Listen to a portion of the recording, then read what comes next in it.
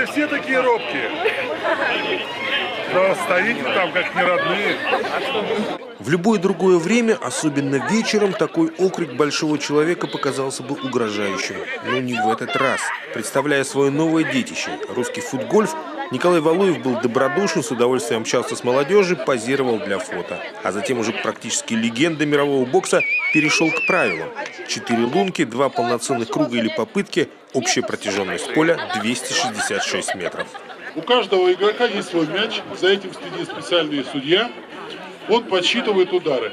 По сути, команда, двигаясь от лунки к лунке, как в гольфе, забивает в лунку свои мячи. Подсчитывается количество ударов. Соответственно, выигрывает команда или выигрывает игрок, если это личный зачет, который меньшее количество раз ударил по мячу. Команде организаторов предстояло сразиться с 2 четверками профи из республиканской футбольной школы. Снег, конечно же, внес свои коррективы. Точно пробить цель, а она в этой игре подземная, белым мячом было трудновато. Впрочем, команда «Фортуна» радовалась каждому удару.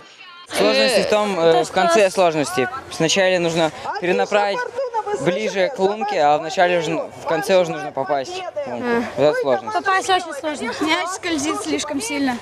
После старта турнира и первых поединков желающих попробовать свои силы в экзотической забаве было хоть отбавляй. Пока что все это выглядит как шоу или смешное развлечение, но не исключено, что в итоге игра получит своих фанатов. Я думаю, вначале действительно он будет приживаться через праздники, через фестивали. Это может быть весело, задорно, нестандартно, интересно.